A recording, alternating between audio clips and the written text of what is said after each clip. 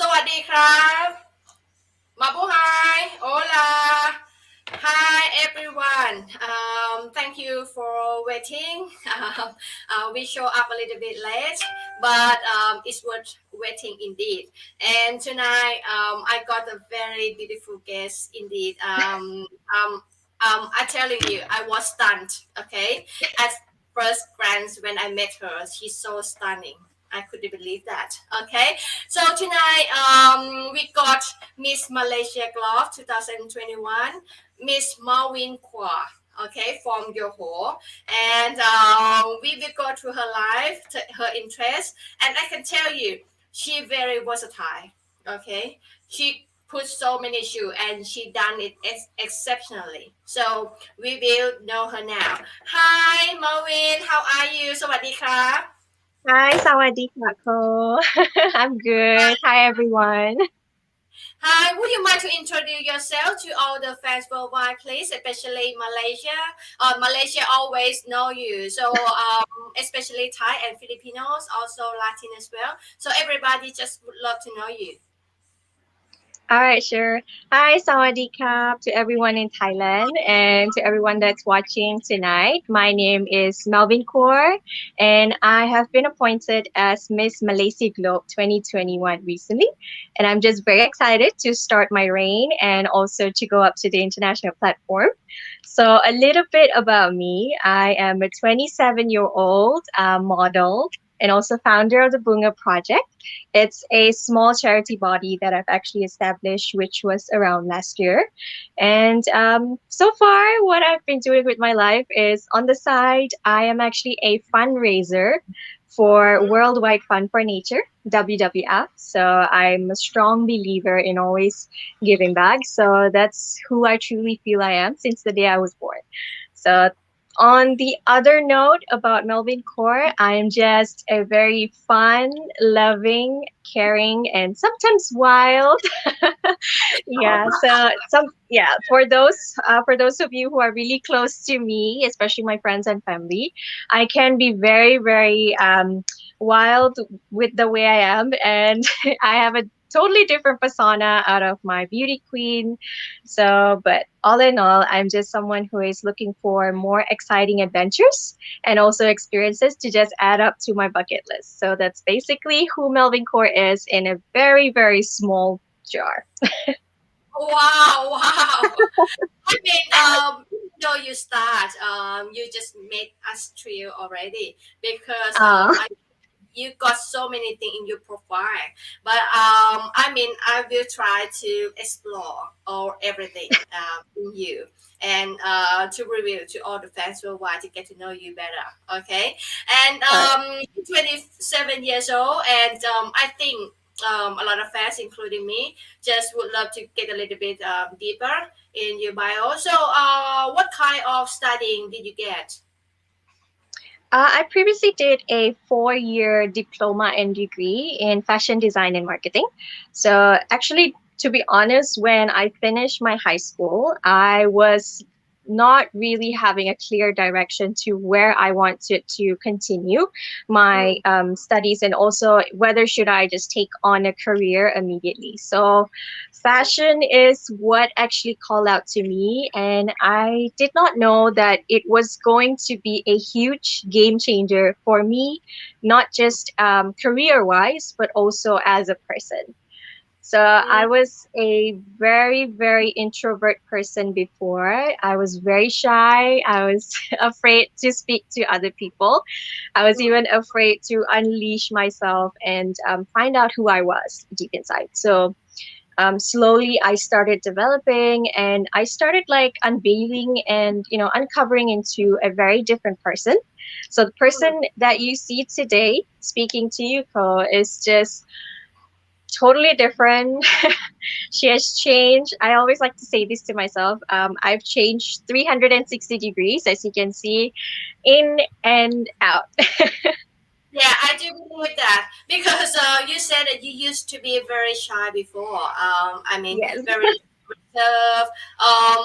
When you just go on expound on yourself, I just try to imagine how were you how were you at the time? Because nowadays, I just feel that you very, outgoing and very relatable and open. So it's definitely, opposite. I can say, yeah, Yes. 360 degrees. So when you finish your study, what actually was your first job? Was it something about fashion designing or something otherwise? This was a very interesting experience for me because I graduated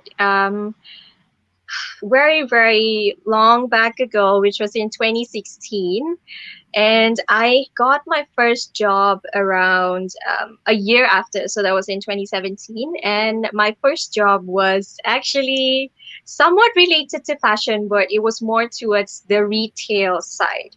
Yeah, so I was actually hired as a showroom, um, how do you say it, showroom personal stylist. It was a company called Rent Address. So it's all about we are renting out like different sorts of evening gowns and short gowns that you can wear for any sort of events. So I was Mm, the personal stylist there, and it was a fun job because I did not know anything about it. mm, But yeah, but I discovered slowly that my skill was sort of more towards the visual merchandising part. As in, not only I wanted to make people feel and look good, about mm, themselves, but I wanted to make my showroom like a heaven, like, like a haven for everyone to come in and just view at all these gorgeous dresses and go like, wow. And also me being the stylist, I saw it like the first impression was always very important. So that was sort of a very impactful first job that I had. And I'm just very proud of it because, to be honest, that was also the time I discovered about beauty pageants because mm, I was invited by one of my, she's an influencer as well, but she's a singer in KL. She's very, very famous. And her name is Dasha Logan. I remember until today. So as I was styling her, and she was performing at the Miss Universe Malaysia 2018 gala night at that mm, very night. Yeah, mm, so she invited me. She's like, "Do you want to be my plus one?" So the excitement started, and that's when I started having a lot of contacts, meeting people at the gala night. And even though I was just accompanying Dasha Logan at that very night, but it was it was like a wonderful experience for me to get to meet, a lot of notable people within Malaysia itself. So that's when Malveen Kaur sort of stepped into the world of pageantry from there. So, yeah. How old were you at the time? I think I was about 20, 23, 24 when I got my first job. All right. So, I guess that you have been knowing about pageantry for 3 or 4 years then. All right, according to what you're telling, right? Because you said Yeah, that you somewhat. uh, yeah, first get some taste or some knowledge of pageantry. So once you learn about pageantry at the time, would you get any inspiration then, or got some kind of interest, or not yet? I didn't really develop my interest for pageantry just yet because, I just started a first job and I was more concerned about my career compared Mm, to wanting to just, jump the gun and go for pageantry because I knew pageantry existed, but I didn't know if I was actually cut out for pageantry. mm, So it was very intimidating for me. So I said, okay, maybe we should hold on to the mm, dream first because I'm mm, not too sure if this is the right time for me to go. But it was sort of like an eye opener. So I'm like, okay, now that I know that there are such platforms, because I mm, grew up watching Miss Universe actually, but being to one was like, okay, even just standing among the audience, it was sending me a lot of goosebumps, and I can only imagine how it's like, you being the contestant standing up there and having millions of eyes watching you, and you have to perform to give your best out there to win the crown. So I didn't think personally I was ready for that. I was like, okay, I need to give myself a few more years to, adapt to this sort of industry first. Like, get to know people, make really strong PR, develop a lot of skills, be Mm, more comfortable in talking, presenting myself. And that's when, slowly I knew, like, once I've seen myself walking towards that strong sort of direction. So that's when I was like, okay, maybe it's time for me to take up this challenge and just push myself through a competition. So that's mm, when it all started. Yeah. mm. Right. So, would you mind to tell the world, is the pageantry a big thing in Malaysia? I would say everyone is looking at pageantry, sort of a very notable platform in a way. Everyone respects it very well, and they honor every single girl that puts herself through this platform. She sacrifices a lot, so everybody here in Malaysia can see that. So, seeing that every single time a Malaysian beauty queen is going up to the international platform to represent us all, it's sort of a very big moment because we consider our beauty queens here like an athlete as well. Yeah, Oh, so we take pageantry very, very serious. So okay. we're trying to get there. All right, that's good. That's good because I'm kind of sure other country, but I think as a Thai, sometimes I just curious. Is like pageantry a serious thing in the Malaysian point of view? Because Mhm. they very, I mean, in terms of social media, Malay tend to be very very polite. I mean, Yes. yeah, very, very polite when you pause. So it's just like, keep on going, keep on going. Nothing, nothing too strong when you look into the page. So Yes. that's good to know that it's actually the pageantry is sort of respectable, activity Mhm. in the nation. Okay, that's very good. And recently, I mean, for the past few years, Malaysia sent a stunning and wonderful delegate to the World Pageantry, and including you definitely tonight. And Miss Purani Raju the other night. I just could believe that Malaysia got a very very strong contender. Okay, Yes. this year. That's amazing. And when did you start being a model then? It started the same time I joined my very first state pageant. That was in 2019.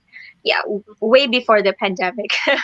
So Uh-huh. I actually got the opportunity during the audition of my state pageant in Johor. Mm, So one of the speaker there who was initiating the opening for that pageant in Johor. So he saw me, and he immediately pulled me to the side and he started asking me questions, where I'm from and what do I do.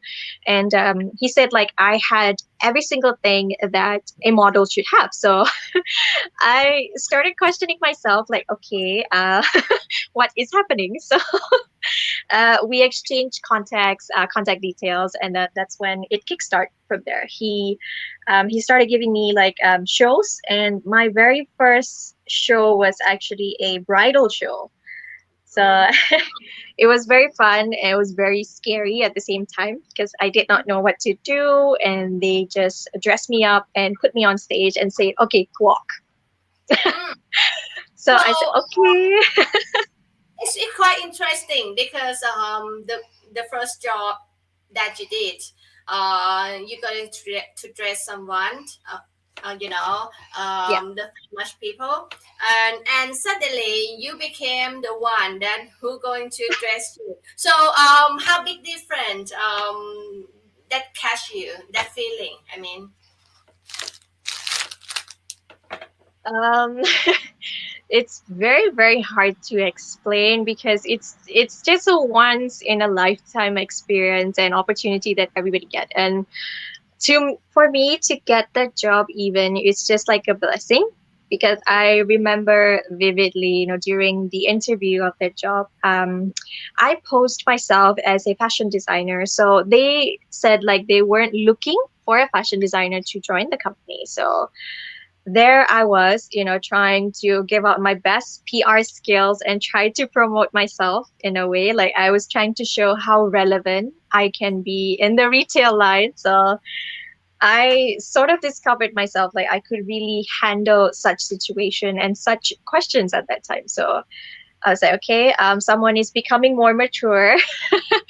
So they fell in love with the way I presented myself, the way that I carried myself, my choice of words and the way that I dressed up and the way that I really showcased, that I'm not just there to be your next fashion designer, but I'm here to be your next chameleon. So I want to be anything that you want me to be, anything that you see, what I'm capable of. So if you ask me that experience, it's two different experience between being hired as a model in a modeling agency and being hired into a job where the opportunity was going to be endless and surprising at the same time. Yeah. Mm. So I wonder, at the time, I mean, did you like juggle between three jobs, like fashion stylist, model, and start taking up some pageantry? So or you leave one of one of them.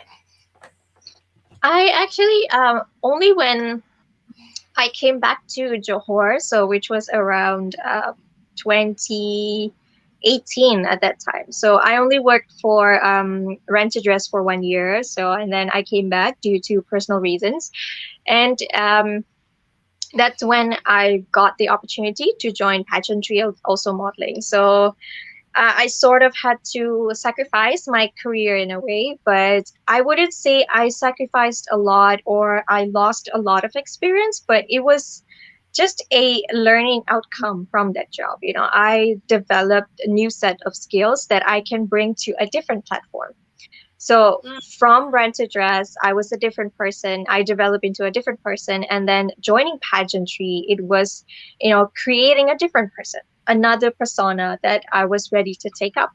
So posing as a model and at the same time a beauty queen was, I wouldn't say it was tough, but it was very, very fun because when you are on stage as a model, you are supposed to showcase the dress. You're supposed to sell it, and there's no smiling involved. But as a beauty queen, you are supposed to, be the most friendly girl on stage and showcase your personality in different ways. So sometimes I tend to forget when I'm a model on stage. I start smiling, and everybody's like, "Why is Melvin smiling?" And every other girl on stage is just, they are having a straight face, just one expression, and there I am smiling and literally holding a very strong posture as a beauty queen. So yeah, wow. it was really fun. Right, right. So, what actually was your first pageantry in you say that you start have pageantry experience in 2019, is it? Wasn't Mhm. it? So, what kind of pageant did you join last time? I mean, the first time, as a first time. It was actually they are from Kuala Lumpur, but it's the first time they are in the lookout in Johor for new talents, and they wanted to expand the opportunity to, different parts of Malaysia. So when I saw their advertisement on Facebook, so they are called Harry International. So they hosted a beauty pageant called Mr. Miss and Mr. Miss and Mrs. HIT, so it's HIT Johor 2019. So they were Mm, looking for a winner in three different category, which is Mr., Mrs., and Miss as well. So I just took a chance and I joined that. I contacted them, and I immediately got through, and that intrigued me. So that was the very day I went for the audition, and I remember the one question that they asked all the delegates there was mm, how can you define beauty? So mm, I was like, okay, so this is what beauty pageant is all about. It's mm, not just being on stage, but it's also how you're going to carry yourself through the interview as well, the indoor judging process. Like mm, they need to see how you can be very versatile in sort of on and off stage. You're not just a sort of like a Barbie doll on stage, but you can also be a spokesperson off stage. So mm. yeah, that is where I started learning more about pageant. I went home and I started doing a lot of studying. And the first beauty queen that I studied really closely was actually Catriona Gray. Yes, Wow. so yeah, because at that time she just competed in the Miss Universe 2018, and she is the Miss Universe. So and she was the talk of the entire pageantry world. So I said, okay, maybe she's that icon that I should look up to and really see how she does things. Yeah. Mm-hmm. So I might say Katrina Gray is like sort of your favorite queen. Can I can I say Yeah. this? Okay, right. So you've gone through so many so many career. So mind you, if I ask all among all among them, which is one you love the most? Sorry, among who? I mean, among being fashion stylist, model, Huh? and a fashion queen, which role do you love the most? Huh. Now that's a very difficult question because I love both. But I would have to go with Beauty Queen because Mm, yes, it has certainly, shown me a different side of Melvin Kaur, and I'm very proud to be who I am today. And not being a beauty queen, not only it has given me different sort of opportunities and open and sort of widen my perspective on life itself, but it has shown me like what the pageantry world can really do to a person and how they can offer such a like a great platform for everybody to use their voice and contribute back to the world. So that's how I truly feel, being a beauty queen has sort of rewarded myself throughout the years, the transition that I've gone through. mm-hmm. So, okay, all the fans, before I take you to our joyride to know more about Malveen, I would love to read some comments, okay, from the fans. Yes, please. Quite a lot of comments, okay. A lot of people just say hi to you, Malveen. As I told Hi, you, hello.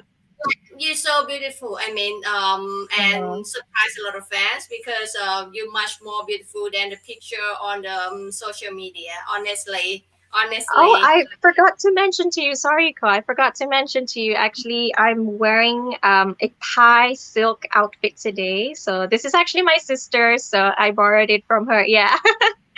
So because I'm speaking to you, so this is for all the Thai people. Okay, all right, okay, all the fans. When we look closely into your dress, it's definitely Thai. Okay, because the style and the texture of fabric is very unique. And thank you indeed, Marvin. That you're so kind and you so caring that carry Thai dress into the show. It's like kind of promoting and respecting our culture. I'm so glad, I'm so Oh. flattered indeed. a Thai. I'm thank you indeed. I'm deeply appreciated of your gesture. Okay. Pleasure is mine.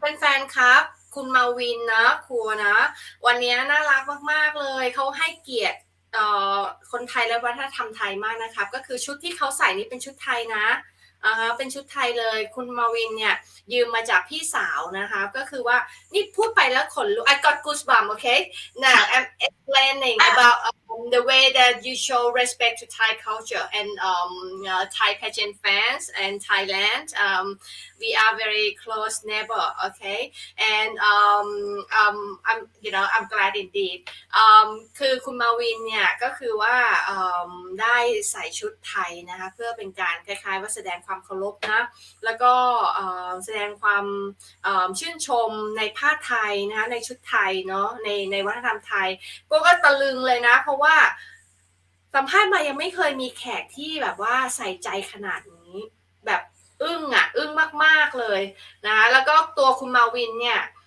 เป็นคนที่มีความสามารถเยอะมากนะคะเขาบอกว่าในอดีตเนี่ยตอนเล็กๆเนี่ยเขาเป็นคนขี้อายไม่กล้าแม้กระทั่งพูดกับใครเลยแต่พอโตขึ้นมาแต่ว่าถามว่าลึกๆเขาดูประกวดนางงามตลอดนะแต่ว่าเขาอายจนกระทั่งแบบถึงจุดหนึ่งเขาเรียนเนี่ยเขาเลือกเรียนแฟชั่นดีไซนิ่งเนาะแล้วเขาก็ทำงานเป็นแฟชั่นสไตลิสต์ในพวกร้านนะคะร้านแบบว่าชั้นสูงนะที่คนมีชื่อเสียงเนี่ยก็คือจะไปแต่งตัวกันเนี่ยก็คือคุณมาวินเนี่ยก็คือจะออกแบบให้ต้องแต่งตัวยังไงต้องอะไรก็ทำให้มีไอเดียแล้วก็ทำให้ได้พบเจอกับคนที่จุดประกายแรงบันดาลใจให้คุณมาวินเนี่ยเข้าประกวดนางงามเนาะก็คือเป็นนักร้องที่มีชื่อเสียงมากของมาเลเซียนะคะแล้วท่านนี้เนี่ยก็คือได้เป็นนักร้องแขกรับเชิญเนาะในงานประกวดเวทีจักรวาลของมาเลเซียเพื่อปี 2019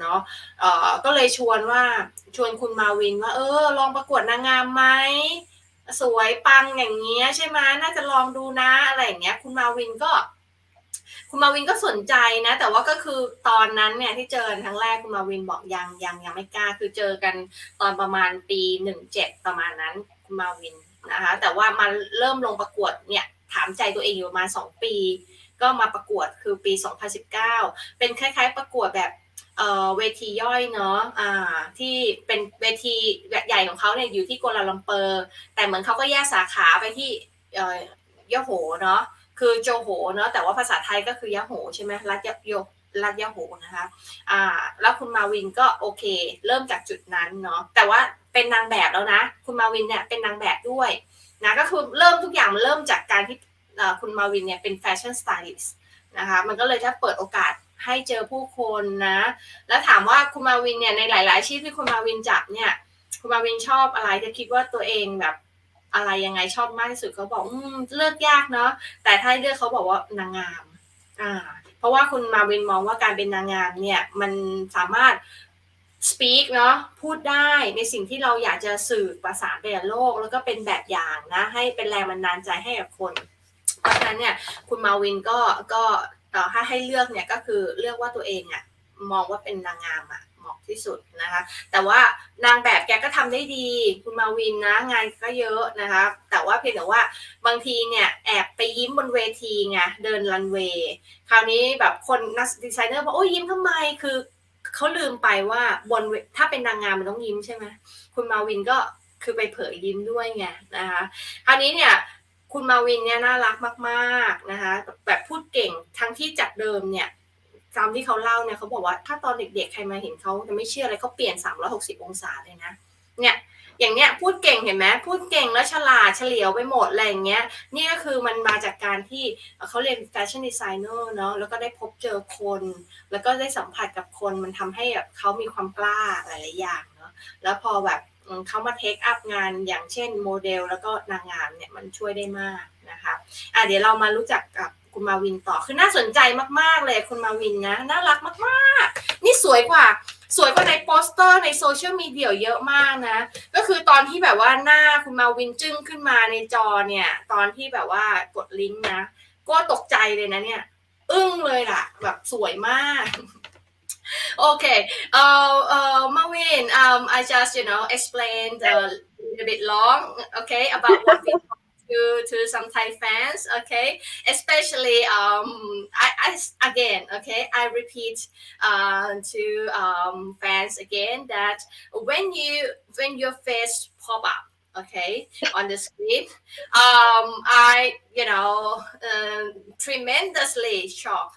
I'm shocked because of your stunning beauty. Okay, Thank it just you. of my expectation.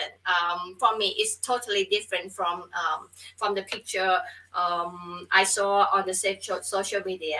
You simply elegant and naturally beautiful indeed. Thank Okay, you. Thank you so much. and also I talk about your respect to Thai culture by wearing Thai dress, and I think I know as a Thai I know that we're so proud, okay, and Oh, thank you.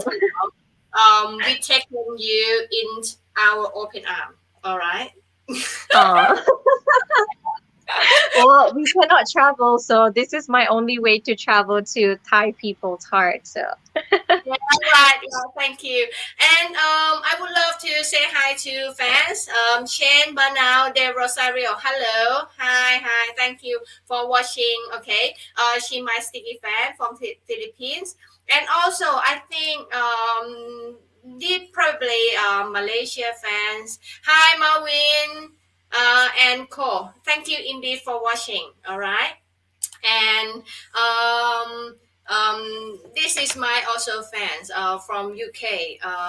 He's actually Pakistani origin, okay, but live in UK. Hi Anand, how are you? How do you feel about my beautiful guest tonight, Anand? And also, this my sticky fan as well. It's a Thai. Uh-huh. He say hi to me and also to you. Hi, Queen hi. Maureen. Uh-huh. And you're so beautiful. Yes, Oh, definitely. thank you. Also, this my special fans. He living in Thailand. He living in Thailand, but he actually Indian. Okay. Mr. Robin Singh. Okay. Hi, Robin. How are you? Thank you for watching. Thank you for watching. And oh, really? Okay. Okay. There's someone whispering me that you can speak Thai. Can't you? um, I wish I can speak fluent Thai, but I shall try tonight. Okay. Right, right, right. So, might you like to show your Thai skill a little bit? Okay, I've been practicing one line or one or two maybe. I'm not sure if I will get the pronunciation right, so correct me if I'm wrong, Ko. Yeah, that's okay. Okay, so the first one that I practiced was let me see.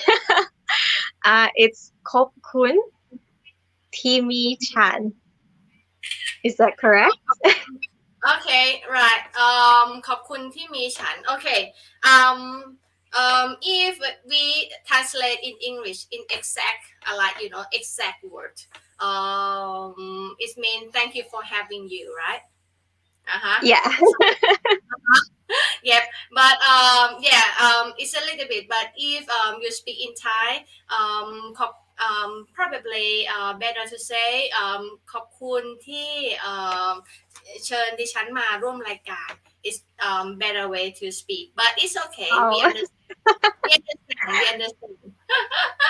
That's okay. I So I have another one actually, but again, I'm so afraid if I might actually say it wrongly. It's uh Chandra Kun uh yep, Pretty Thai. Pretty Thai, is that correct? yep, that's right. That's right. Yep, it is. It is. It is Thai. Okay. And Marvin, I would love to know about how did you like joining Miss Grand Malaysia this time? What did actually what did you actually plan about this contest before you being selected as Miss Malaysia Glove? What was your highest goal then? My highest goal during Miss Grand. So actually, I started Miss Grand Malaysia in 2020, and then it was carried forward 2021. So I was first run. I came in second in 2020, and then this year I sort of like um, increase my goal even more for Miss Grand Malaysia 2021. But I think I was more suitable for Miss Globe, and but I really do love Miss Globe pageant actually because I've never really thought that I would be suitable for such pageant, but I really love it because it has a lot of poise, a lot of elegance within the pageant, and I see why that I was selected for that. So sometimes if you feel like you are cut out for a different pageant, but majority people will start to feel like, okay, no, maybe she is, we see her as the face of a different pageant because every pageant in this world, they are looking for a specific girl to represent them, to be a great spokesperson for them, be it like Miss Universe, Miss Grand, and so on. So but I'm always open to different set of opportunities, and I really love the one that has been given to me. And plus, seeing that the KPI for Miss Malaysia Globe this year is extremely high, and I feel like appointing me is definitely the right choice because I am a person who is always punching the gear, and I don't take no for an answer, and I'm always putting myself in a very deep end challenges to make sure that I succeed my goal and also the ambitions of the organization. So I'm very, very grateful to be appointed as Miss Malaysia Globe this time and being the first indeed, to carry this reign, and pretty sure for the next successor to be the next Miss Globe Malaysia, I am going to make sure that you are going to have to carry a even higher level than what I'm doing this year. So but I'll make it fun, and interesting for Globe itself. So that is all in all that I'm truly aiming for as Miss Globe Malaysia. Right, right, right. So, about your project, I heard that you got your project and also advocacy as well. And I would love you to tell all the fans a little bit about your actually personal interest, okay, Mhm. in some issue that's very like need to be attained in the society. So, what kind of issue that you actually put emphasis into? So the Bunga Project is actually all about giving out life learning in a way. So it's all about educating yourself to be a better person in life. But when I established the Bunga Project, it was a focus more onto the youth, especially the children. So I've always adored children to my heart because they're just very lovable. The lovable category in in the human world. So I see them, if we can actually curate them and educate them more about the world, they can be seen as future world leaders, so they can be greater, they can actually bring like greater ideas and even make the world a better place. I'm not saying that we are not living in a perfect world, but sometimes when you give an opportunity to the youth, you never know, you're going to be having one in a million ideas that you have never thought about. So this is what the Bunga Project is about. It's about giving chances. It's about giving more of um, a new doorway to a lot of people, not only to another human being, but I want to make people understand more about their own capabilities. So, but the mission here, the first mission is always about the children. So I want to lend a hand in a way that they get proper education. So I want to give out like educational needs to them. So be it like maybe books or stationaries, anything that my foundation can do to provide that for the children. So Mm, we have actually came up with the first charity visit that we did in Johor. So we started off local, and mm, we visited the orphanage, and I wanted to learn more about how I can actually help. And but before you can even lend a hand, you need to understand how these children feel. You mm, need to be behind the curtain, because if you want to help, you cannot just go blindfolded, and not knowing, not having a deeper meaning to what the other person has gone through. So when I heard more about their backstories, it really touched my heart. And having families and parents, especially, abandoning children, not making it a sensible decision, but making it, as a dead end, not only for their family, but also for their child that they are leaving behind. Just because there are some stories like just because they were born as girls was like mm, a sin to the family. So it really plays like huge stake in my heart, because since when gender, and since when the color of your skin mattered, if you are worthy to be a part of this family or not. mm, So I truly blame the mindset that certain parents actually have in today's world. So I feel like there should be more education given out, girl or boy, no matter what sort of gift that God has given you, I think you should just cherish it instead of questioning that. mm, If you are given, yeah, if you were given a baby, that's a greater blessing, because some people, they have a hard time trying to even have children. So for mm, these families that I've heard the stories of, it's very heartbreaking. It's very heart wrenching, to leave your kids like this.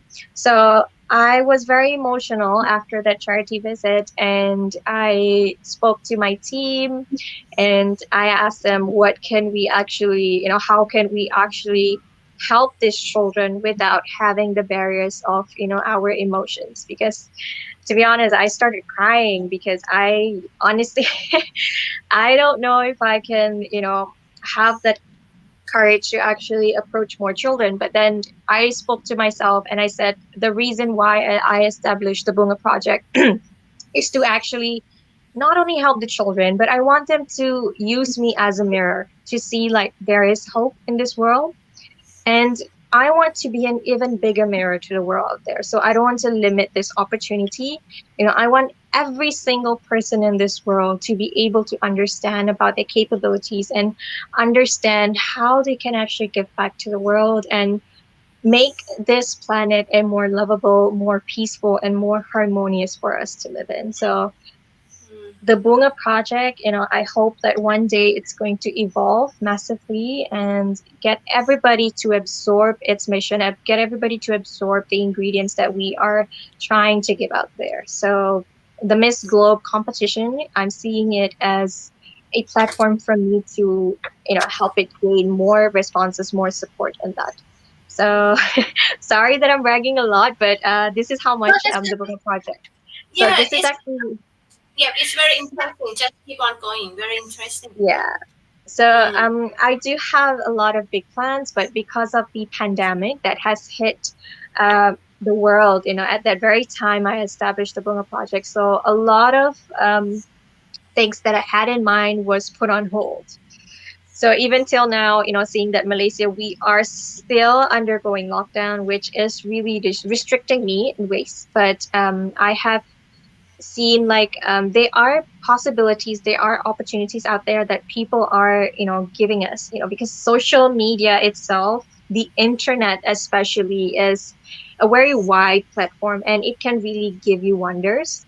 So mm, I have look up to different sort of organizations that I can try to collaborate with, especially like maybe donating books in a way, because I cannot do physical activities. I cannot visit the orphanage. So that is the mm. limitation that I have, but I don't take no for an answer, as I've said. So I'm still trying to find ways to make sure the Bunga project is still ongoing. Mm, mm. So, I mean, it's very good that that hearing from you, because it seemed like you got a hands-on experience. So I do believe that you tend to, look into, you can see the root cause of this problem in general. Mhm. So I may ask, okay, I'm kind of sure if it's probably a sensitive question in Malaysia perspective or not, but I still intend to ask. Okay, Mhm. so I'm quite not sure what I mean, how Malay culture do perceive the birth control. Would it be accepted or against the birth control? The birth control, you mean? Yeah, yeah. Like I said, it all falls down to the mindset because I would have to say half of the majority, I would say, of the population are still having a very traditional mindset. We cannot blame them entirely because it's how they have sort of grew up with, what sort of culture they grew up with. So I cannot really entirely blame them. So, like I said, if we were to give out higher education about, the acceptance of every gender in this world, because it's not only one voice that matters. Like if I'm going to be speaking on behalf of millions of people, so it may not work. So it's about unity, and it's all about opening the eyes of the people to understand how humanity can change every sort of perspective, how humanity can change a lot of world issues that are going out there. So I believe every single time when you come across a person who is having that friction against what we believe in. So for me, it doesn't matter if in the future, I have children of any gender, I will accept it. So that is me. But it's really hard to control another person who doesn't see it in that way. Some people see like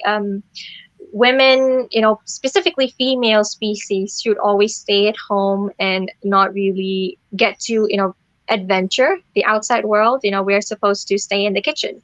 So that's the typical mindset that we are looking at. But then the men are seen as, the more dominant one. So I think Mm, that's sort of, you know, issue that we have to eliminate, mm, immediately. Yeah. So again, with certain mindsets, when we say gender versus gender, the female versus the female today are sort of overpowering the male to an extent where the male are being left behind. So mm, you see, like, yeah, it's really hard to get a balanced mindset for the world. So I think we should try to focus more on balancing instead of trying to make everybody, overpower each other and eliminate competition wherever, every time we see that. So be it, like families trying to contradict one another about saying like, should I have a girl, a boy, or at a workplace as well, should you hire a male or female staff. So it's all about creating that balance in the world. So the more we understand about the modernity that we are living in, it's the 21st century, and I believe, the chances are everywhere. So I strongly believe we should let go of the traditional mindset and just adapt more about what's happening now. So we entirely, don't look down on a specific gender. Don't look down on the fact that if you have a boy or a girl, if you don't expect, that specific baby to be born in your family. So don't look down on that opportunity. Instead, just take it and just, adapt it and accept it and just try to evolve it in a very positive way. mm-hmm. So about the education that you repeatedly mentioned, um, on giving to the, um, the community that's prone to have this kind of problem. So Mhm. about birth control, would you consider to give the sex education, and also the birth control included in the education that you would love to spread to the community? Yes, yes, of course. I mean, because I think every single education, it should apply to everyone. We all should be aware of all these kind of topics, because Mm, you never know, it may benefit you one day. You might even go up to your friend who's having such problems, and mm, you would just refer to them as like, hey, if you feel, you are having such situations, don't worry, like I'm here for you. So having mm, everyone in the same loop, I think, is very, very what do you call that? It's very beneficial in a way, so that mm, if you leave someone behind, then there are chances that the bubble is going to be burst again, and you have to educate everyone from the very first step again. So which is very exhausting, but then mm, it's our duty, it's our responsibility as humans on this planet, to always continue to have, to fill this planet with love, so don't leave anyone behind. So it doesn't mm. matter if it's birth control or any sort of other issues, so I think, yeah, everyone deserves to have that education. Right. Personally, quite interesting in like the orphan, okay, the orphanage issue that you mentioned a little bit. Hmm.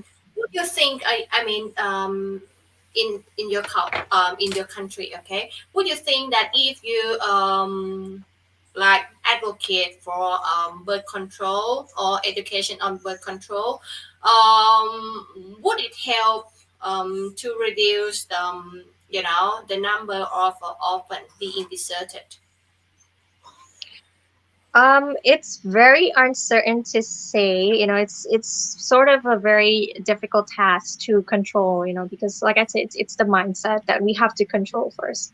So there are some cases where people are unaware of, like, leaving the kids on the roadside, leaving them to just particularly have their last breath. So, but what I've seen throughout the years that evolved, that, with that proper understanding and education that's being given, now you are seeing, like, baby hatches, where you can place the babies inside, like a sort of like a box.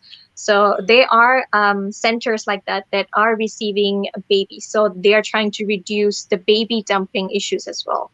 So to mm, connect with the birth control, yeah. So sometimes, like, the more problems that you're trying to create in this world, so that's what I love about humanity, is like we are trying to always find the solution there. You dump a baby, it's okay, but it's not okay to dump a baby. But if you're going to like sort of leave the baby on the roadside, you should always have a regard of the feeling of that child. You're going to abandon that. So mm, if the child is left in an orphanage, so I'm really grateful that they are left there. But what happens to those kids that are just abandoned like that? You know? mm, Yeah. mm. It's quite complicated, okay, because it's sort of related to some mindful tradition, sort of. So it would take a little bit of time anyway.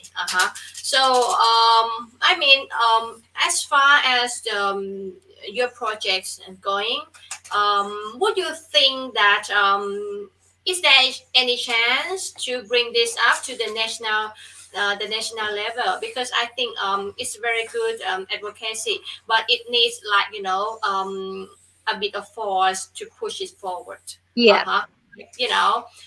Probably need some public sector to, like, to get help, to get drive, to get it driven, because it's large, and also it need to be like broadcast the right mindset and thinking into quite,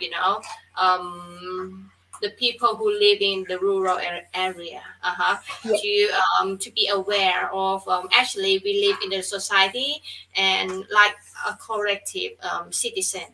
I mean, whatever each unit did, it all definitely affect other accordingly. I mean, Yeah. would you? I mean, would you try to, like, to propose your advocacy to like to the public sector or to the government. I think it's very good advocacy indeed.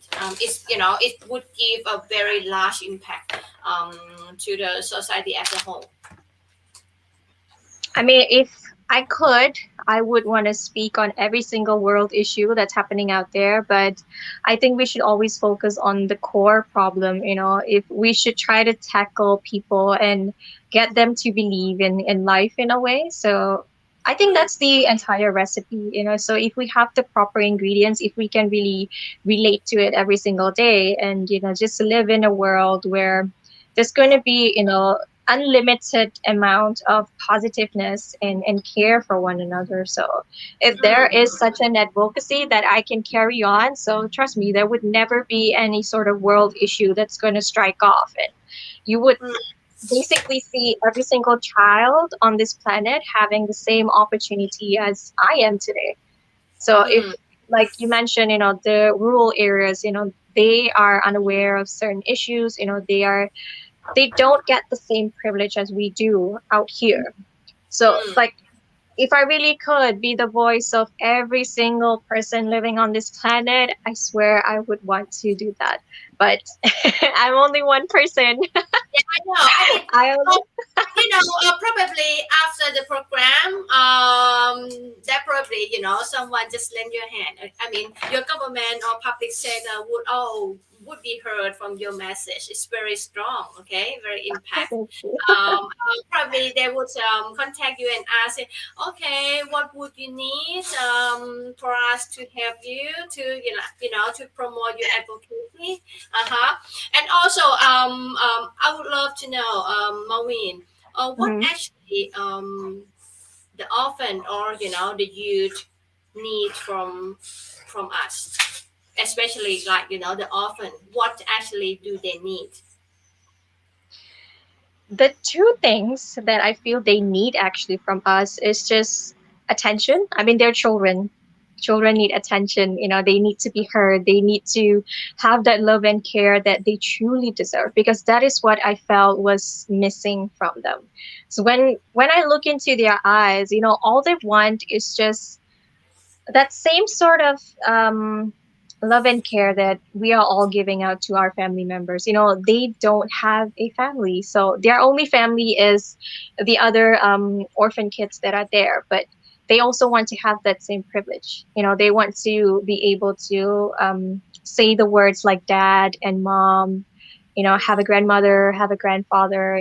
Have a dog, have a cat. They want that life as well. They don't want to live in a place where it's like I wouldn't say it's negative in a way, but I feel they deserve to have a different sort of life.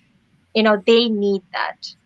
They need Mm, to be able to what do you call that, have that magical experience, that have that fantasy, live that fantasy that they have in their head, because children, they are very imaginative, and they have very strong sense of emotions, even though we feel like they are just kids. What do they know? But to be honest, there are a lot of kids today that are more mature than we are, and they mm, are more curious than we are. They ask why in every single thing. So I don't see why that we shouldn't look up to them as the most important assets in this world.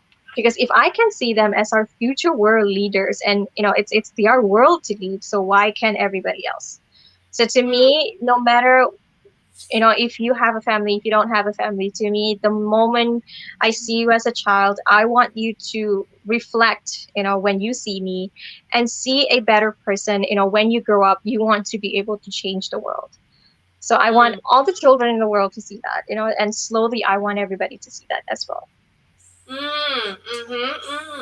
That's a good idea. So, according to you, and especially in our Asian culture, okay, we got some sort of respect of seniority. But nowadays, once time goes by, you will see that since the millennium, the younger generation that play more, a vital role, in driving the society and the sophistication of the world. So, would you think that all right, we are listening the voice of the younger generation enough, or do we need to listen them more? So, like I said earlier on, the more opportunity we give to the youth out there, the more ideas that we're going to get. Because if we are going to keep ourselves in that bubble where, the youth are always going to be too young to, be in our position, sometimes you can never tell. Like certain countries, I believe, are not ready for the youth to take over. So, but then again, the balance is what we need. So if you want to talk about the youth development, then it should be, circulating all around. It should be Mm, going around the world. It's not just, limiting, just because you're from this country, just because you come from this culture, and so on, and etc. There's a list of problems that the youth are actually facing in certain countries. So if I were to specifically pinpoint in mind, like we are listening, but sometimes the friction is so much stronger between the adult and then the youth. It's making the youth to believe like, oh, they don't care about us, so why should we bother taking a mm, step and giving our input, giving our opinion onto mm, things that matter. mm, Like we have the solution to your problem, but if you choose to not listen to us, if you're going to blindfold yourself, just the mm, fact that we are much younger than you are, we don't deserve to be in that position you are, mm, then so be it. So we are actually allowing them to rest their case, which is not good. So I mm, think a lot of us, even I, like we should be giving them, we should be opening more doors for them instead mm, of just closing the door on them and saying like, hey, I think you're never going to be ready for this. You're too young. mm, So that is always the term. You're too young. You're too fresh. You don't know. Because if you step into the employment and the employment history, we are struggling then too. I struggled. I graduate with a degree. I went to look for a job, and what was the answer that I got? I had no experience. So you mm, see the limitations. That is what I'm talking about. So you are telling me that even if I'm highly educated, I spent 4 years trying to, get a higher education so that, I'm very qualified for the job. But then you said I am not qualified because I don't have the years of working experience that you are looking for. But then again, in the job description, you put I need someone who's qualified and I need someone who has the years of experience. mm. So yeah, I mean, if you yeah, I totally agree with you, and I understand your point. I think I think what you pinpoint here is very significant. If anyone, all right, especially HR, okay, watching our program, so I think.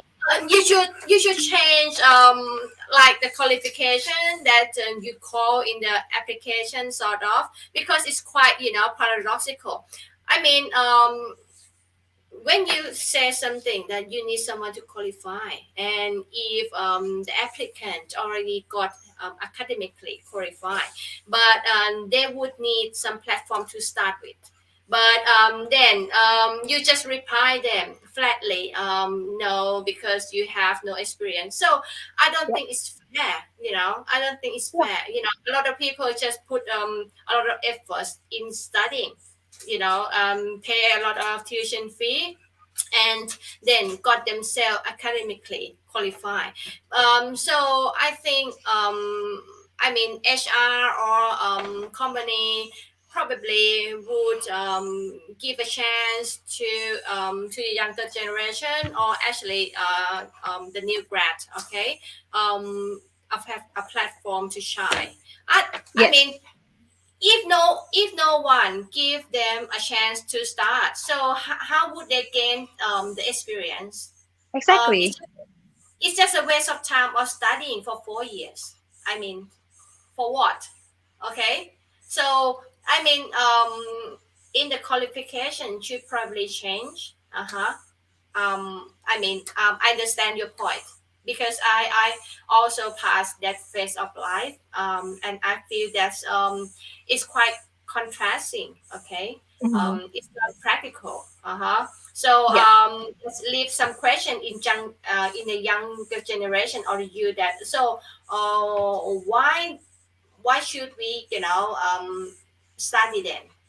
Okay, when when we start, when we put a lot of effort and then we just have to meet another obstacle when we Hmm. finish our study. Yeah. So I mean, our society, I mean, not only in Malaysia, I think it's quite apparent Yeah. problem in sort of a lot of place, okay, Yeah. um, in general. So I wish that people would look deeper, okay, into particular people, particular person, uh-huh, and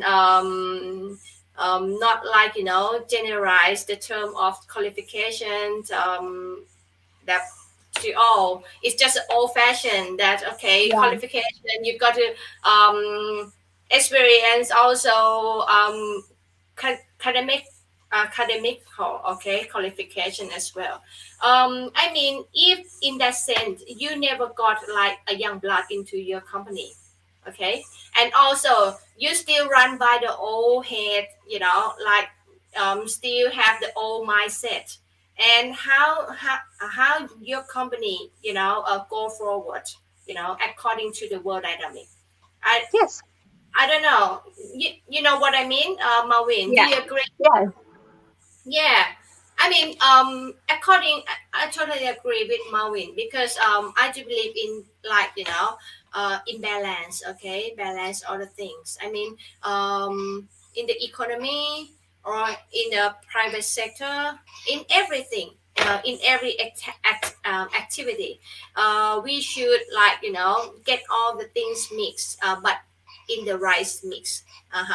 We should have like the old thinking, also the young blood, to Hmm. inject some novelty, okay, and some Yeah. creativity. So then we probably got a productive synergy, and get an exciting invention at the end. So I wish that we should like help promote marine advocacy, because we should look into children or the younger generation aspiration. We should support them, okay, not deter them. Yeah. Because um, I tend to think, okay, it's my experience. When we were young, we tend to be more passionate. Okay, Yes. Hmm. right. So the more passionate you are, I think, probably the most I mean optimal result would be, because we try to do whatever we can to get it happen. Hmm. So I think that's a good thing if we have provide the chance to younger generation or children, and listen them more, and get the idea to practice. So they would feel that people respect their present, they are relevant in the society. So it's very strong advocacy indeed, okay. And also we all know, for the next 10 or 20 years, Marvin, a lot of country in the world, getting into like um, the old society, I mean the senior, okay, the senior society. So when we think of it, okay, in the future, it's quite scary, okay, without younger generations, how we survive, okay, because a lot of people Very. just work every day. So please support the Bunga Project, okay, and Maureen advocacy, because we are getting into the era of younger generation, okay. If we wouldn't like evolve or develop the younger generation to repress ourselves or older one, we going to get into the senior society at the end, and all the productivity and a lot of things in the economy just become like stagnant or probably sluggish. So Mhm. when we consider that day come, it's quite scary. Okay, it's quite Yeah. scary. So yeah, it's that's very good, and I wish that you would bring your advocacy to the international level as well, because we all experience this kind of problem. Yep. And younger generation need to be more need to be appreciate more. They they're so precious. And also as a beauty queen, you are woman. So when you do some project and you met a lot of young girl, so how would you say to them, as a woman and also as a beauty queen? Actually, I had a similar experience to what you just asked me. So when I actually went to visit this orphanage, so I was surrounded by all the girls there, and they were actually one or two boys. So they asked me the same question, when I told them that I am a beauty queen. So they went, "Wow!" So I was very excited and I was very touched, the way that they looked at me. So they wanted to know more, and seeing them, feeling inspired in a way that, wow, I have a woman who is a beauty queen came to visit me today. So I sort of wanted to, share my part of like my share of wisdom to them. I told them, like, when you grow up one day, like, what do you want to be? So I created a specific segment for them to enjoy, like, okay, today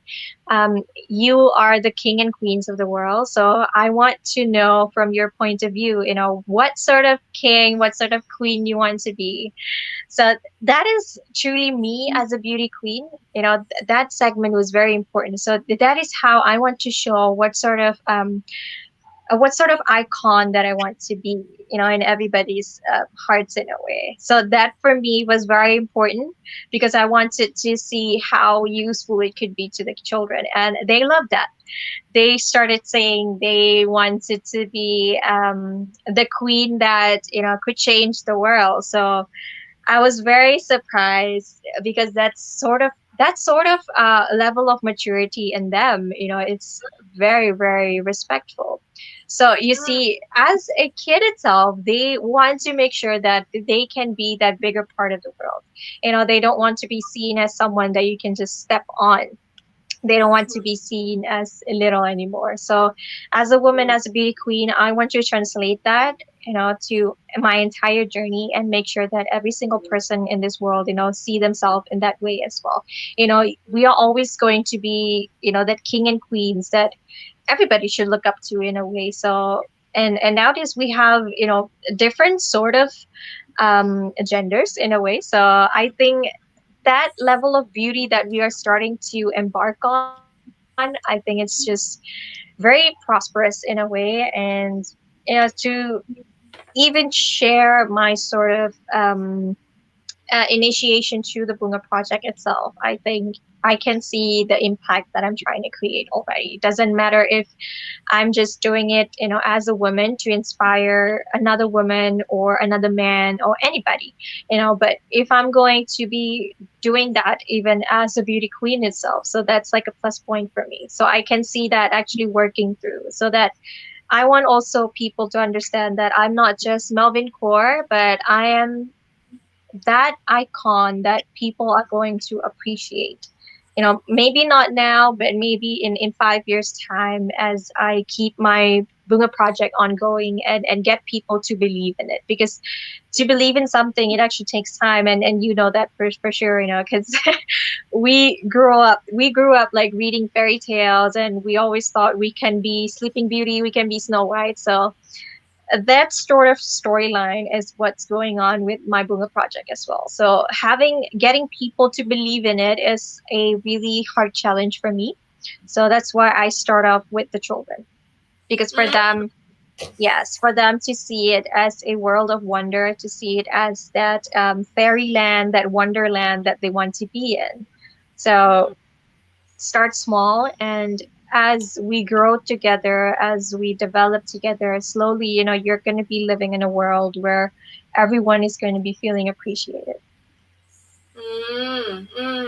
So, Maureen, I think right now, I do believe, okay, there should be, a lot of girls or some girl that now living in the, this encouraging environment, but they inspire to be a beauty queen. So, do you have any message to, like, to support some of those that, okay, even though you have been surrounded by so many minus factor, you still be able to succeed as a beauty queen exactly Mhm. as you did. Uh-huh.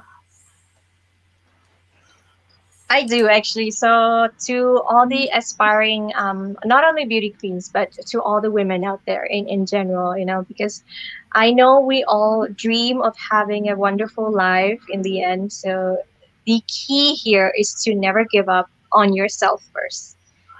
To always keep moving, to always believe in yourself, to always accept failures as a way, for you to motivate yourself even more. It doesn't matter to be a better person or to reach your goal faster. So the idea here is to always love yourself first, appreciate yourself more, and when people see you giving that love that you deserve, people are going to appreciate you more. People are going to respect you more. So never, ever, ever stop believing in yourself first. Tell yourself every day when you wake up, if you want to be that person, tell yourself every day, motivate yourself that I can and I will be that person.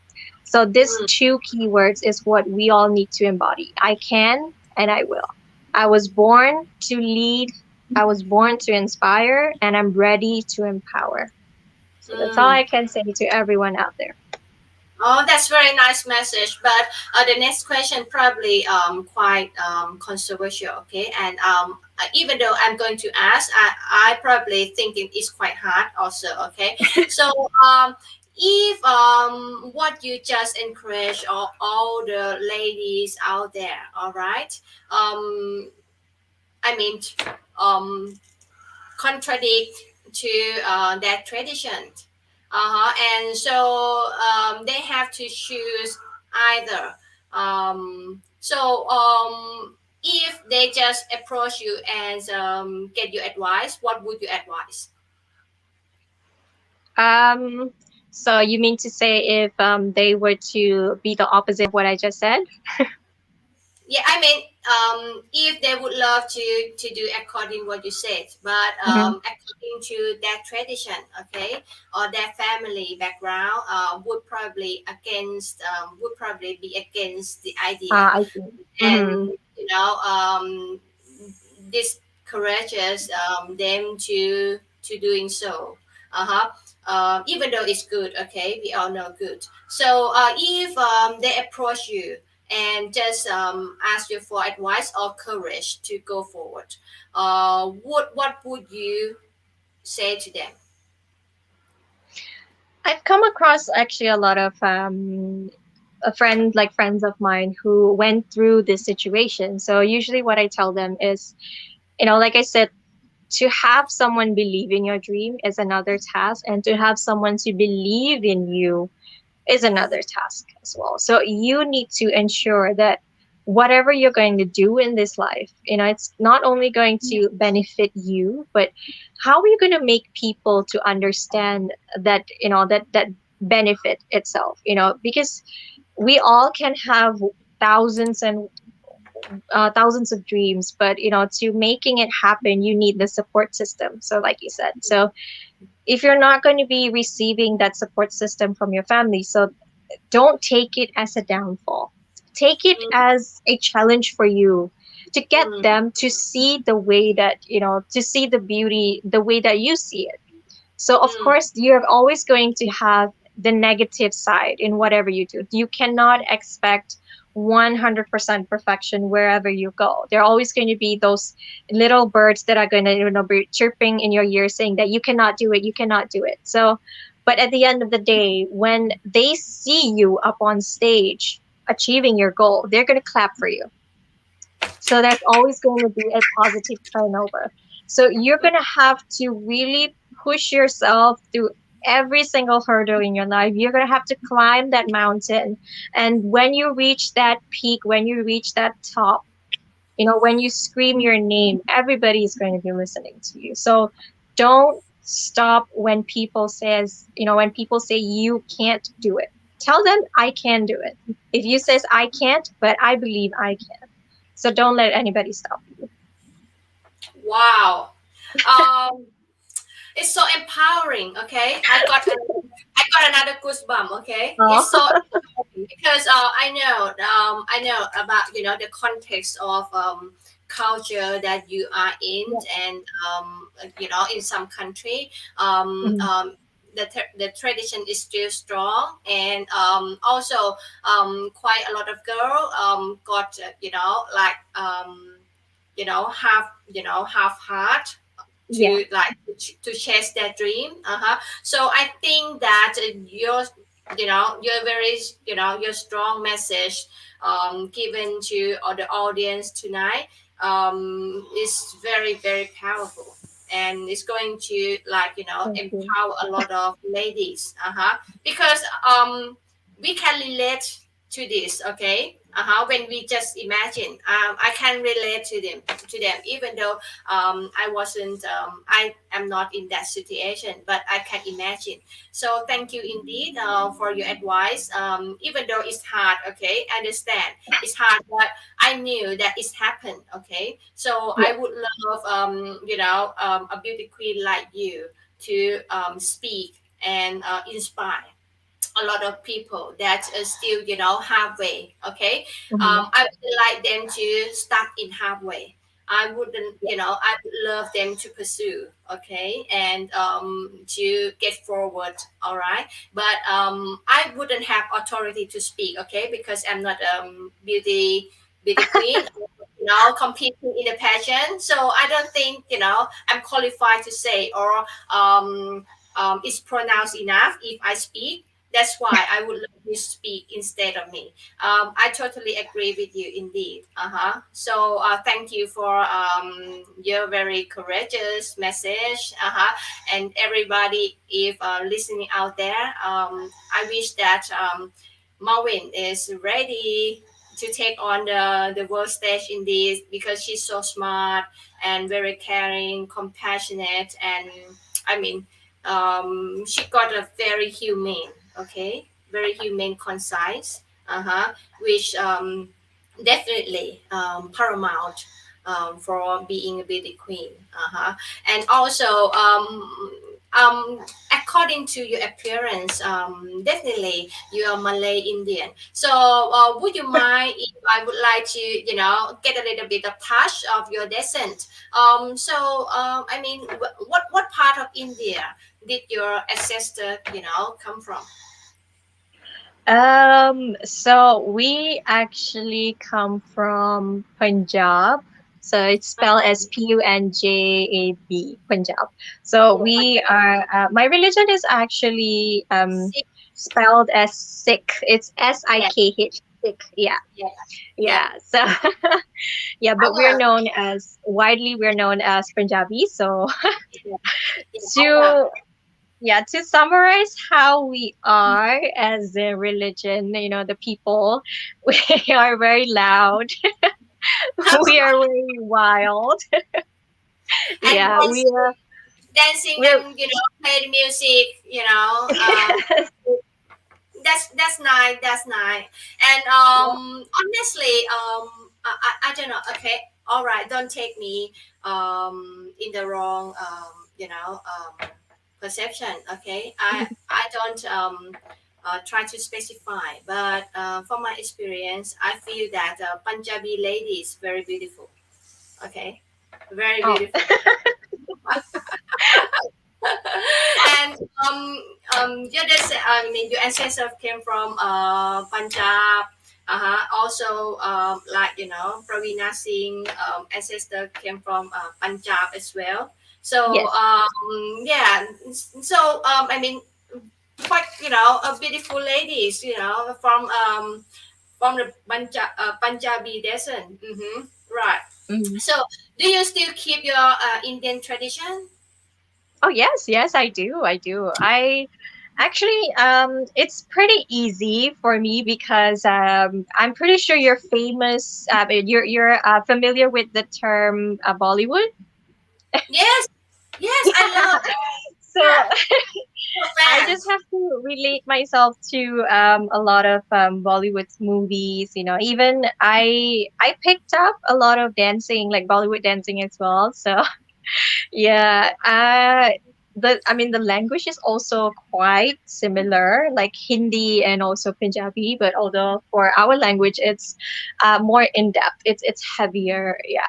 So I can actually speak a little bit of Hindi compared to my own language. So So how many, yeah. how many languages can you speak? I mean, aside from Malay and English. I can speak just a little bit of other languages, like maybe a little bit of Tamil, a little bit of Mandarin, but not fluent. So, so I just know a few words, but sometimes like I'm able to translate when I listen to the specific language. So yeah, but my two main languages is just Malaysian and also English. Mm, that's why Yeah. I do admire the admiration of Malay multiculturalism, and the perspective of Malaysian toward multiculturalism, because you got a very good benefit of mixing, being melting pot of a lot of kind of Yeah. people. So Mhm. like you can catch three or four languages, okay, and also Miss Purani as well. She can speak three. So I just think on average Malaysian can speak quite several language. Yeah. Basically. That's very very good. I mean, it's a very powerful benefit when you nowadays, okay, being in a multicultural world, like world become globalized, and the more language you can command, Mhm. the more advantage you can get, when undertake any endeavor in the world. So Yeah. I'm appreciated. Thank you. I'm actually trying to pick up the Albanian language as well since I'm going to Albania. So why not? Yeah, Widen my yeah. opportunities. I think you can, because since you can command quite several language naturally, so it's like a knack of catching foreign language. So I think you probably can speak a bit of Albanian within a short period of time before you're flying. So when would you compete actually? The competition is actually from 20th October until the 6th of November. So that's quite about a 2 weeks, I would say, 2 weeks experience there. So I'm very, Oh, very excited. Yeah, it's my first time being in Europe. okay, right. So, what would I mean? What in Malaysia culture? Okay, would you bring to show to the world on the Miss Glove stage? Huh, okay. If I could, I want to bring the entire Malaysian culture there. So I wouldn't specifically choose one. I just want everybody to know that, what a beautiful country exists in on the map as well. Because I Hmm. think it's time for Malaysia to be, seen as one of the most exciting countries that everybody should visit.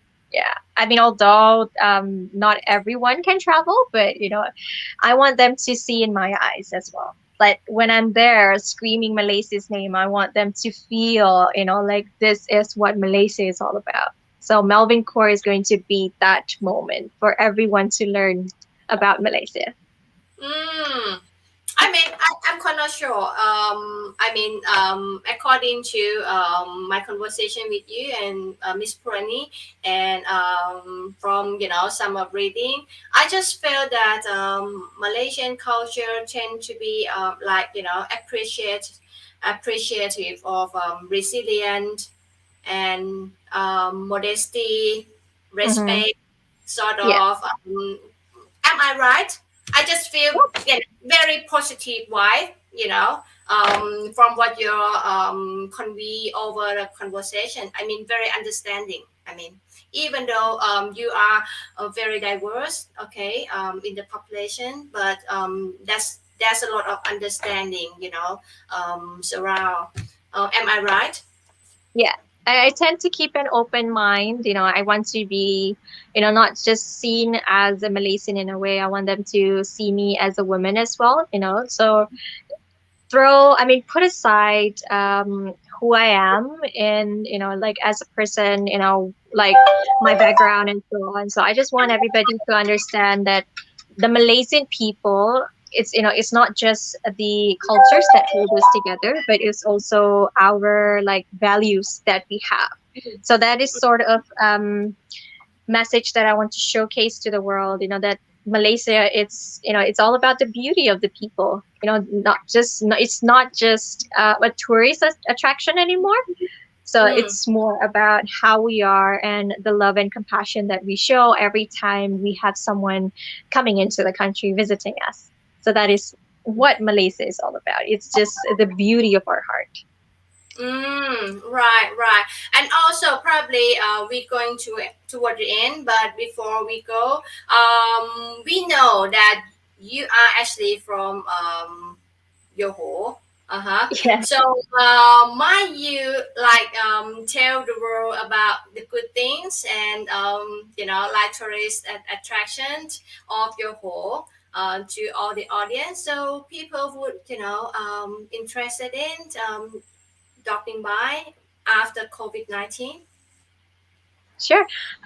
Okay, the one thing I can say about Johor is we are actually the closest state to Singapore. So yeah, that is our strongest tourist attraction within Johor itself. And then alongside, on our way to Singapore, we can stop by and, witness the royal family in a way, because Johor actually, the beauty of Johor comes within the royalty itself. The royal blood that we have here is so strong in a way.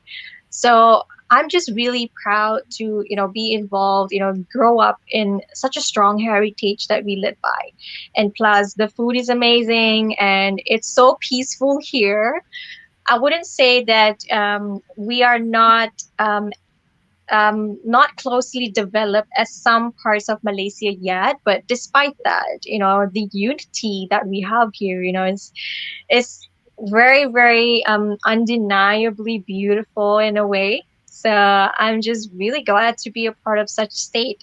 Johor itself is just amazing. So I don't see why anybody should not visit us more often. Mm, that's quite interesting. So, if I would love you to define yourself in like four words, okay, four words, what would you say about yourself? Uh, 4 words. Pretty much, I would say loud, Uh-huh. No, happening. no, I don't think you loud. You're lovely, articulate, I think. Well, you might have to see me outside. So yeah. Yeah, loud, happening. I'm very I can say creative, and Mm-hmm. also I am very, very passionate as a person. Very, very. Would you consider yourself being spontaneous? Somewhat. That's what people depict of me. So yeah, I can live by that definition. Yeah, being spontaneous. I'm saying this because I feel that you can answer everything, okay, Oh, like naturally. So not being actually smart, but I feel that you should. Okay, you can channel all the question, even hard. You can like give it quite right answer also, but very nice answer. Okay, that thank the you. answer that everybody just can listen, but on point. But on point, it's hard. It's hard, because when we going to answer on point, most of the time we have to hit either of of the fence. But you can Yeah. channel to, like, everyone can listen and understand you very well. Like So my secret is always to speak from the heart and not through your mind, because when you speak, if you're going to listen to your mind and speak, you're going to be here and there, you're going to be thinking twice what to say. Yeah, so hmm, but when you speak from the heart, that's when the emotion comes in and everybody can literally feel every single word that you're trying to say, and it sounds more realistic. Yeah. hmm. So, all the audience and all the beauty queen aspirants out there, we got a lot of tips, okay? Without being noticed, all right? Because Maureen Kaur gave a lot of tips to be a winning queen tonight. And also, we can give her support and follow Maureen Queen Miss Malaysia Globe 2021 at her IG, Maureen Kaur underscore. MALVENKAUR underscore. And again, I would love to repeat million time. Okay, Malveen Kaur, Miss Malaysia Glove 2021. Okay, multiply million time. Okay, and also I'm she afraid very you're going to be versatile. having my poster in your room someday, Cole. Oh, thank you indeed. Thank you. And I would love to show you another caption as well, because I do admire her ability. She very versatile, a seasoned and stunning model, and a fashion designer, and also fashion stylist, and a founder of the Bunga Project, which emphasize on the goodness of children and orphanage.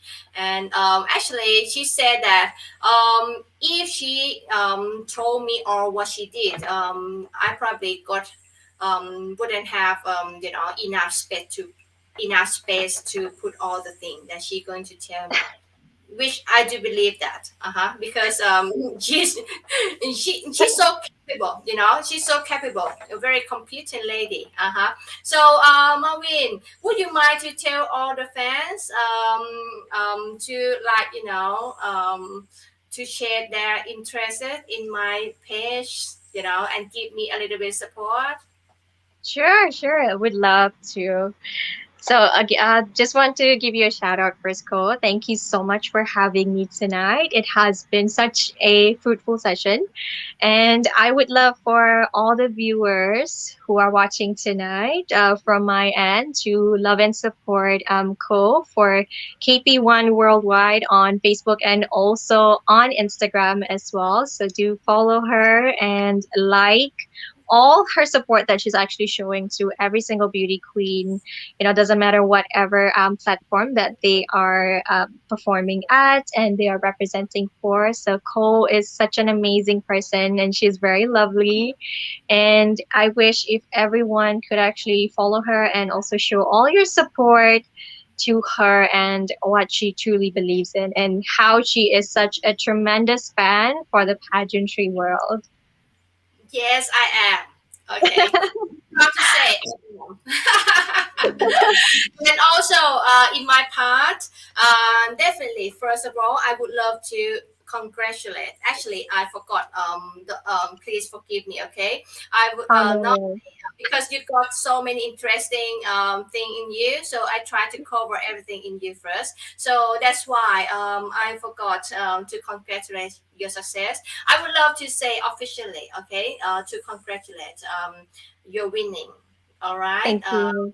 As Miss Malaysia Glove 2021.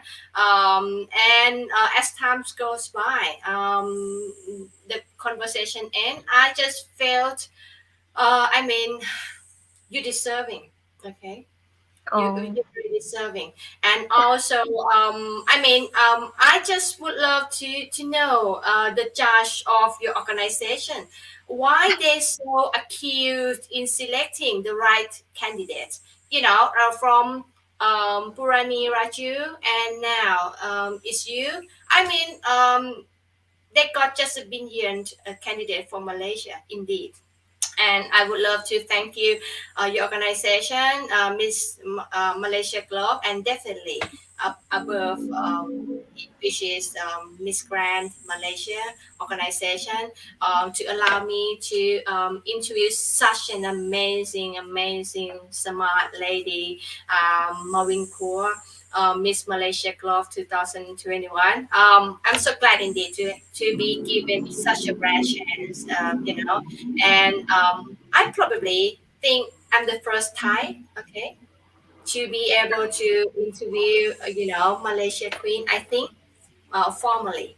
So I feel so privileged indeed, and I'm so honored to be selected by Miss Grand Malaysia organization, Miss Glove Malaysia, and Miss Intercontinental Malaysia organization, to, to allow me to interview such amazing queens of your country. And I'm so proud of all of you indeed, even though I'm Thai. But I'm sure that all of you, Miss Purani Raju and Marvin Kaur, will be doing so great on the stage, and will represent Malaysia brilliantly. And you will make Malay people proud. Okay, you got my thank support. you. All right, you got my Oh, thank support. you. And thank you indeed for tonight, and thank you, Maureen Kaur. I wish you all the best of luck and all the best thing. Come toward you abundantly, because according to your advocacy, I feel so, I feel just immersed and into your advocacy. It's very strong, okay, and for me, it's very impact, because the youth is just like a root of everything in our society. They will grow and blossom into, the tree one day. So I mean, we should saw our young generation beautifully, so we will live out of that fruit one day. All right. And thank you indeed for all the fans, especially a good comments from, I think, Malaysia fans. It's me, Hapriv. Thank you, for this interesting live. Thank you indeed. I wish that you would become my fans and follow my introduction. Okay. For the next one. All right. Thank you indeed, and thank you for all the fans worldwide, especially Malaysia, Thai, Filipinos, and Latin, and everywhere, and UK, Anand, okay, and Latin, Marsh, okay. Thank you, everyone, and thank you to, embrace my special guest with your whole heart, all right, and thank you for watching and patient, all right, and see you for the next interview, and tomorrow with Filipinas, okay? Miss Universe Philippines candidate, all right? And see you. Have a good night for tonight. Thank you indeed, all the fans. ขอบคุณนะครับ Salamat. Gracias. สวัสดีครับ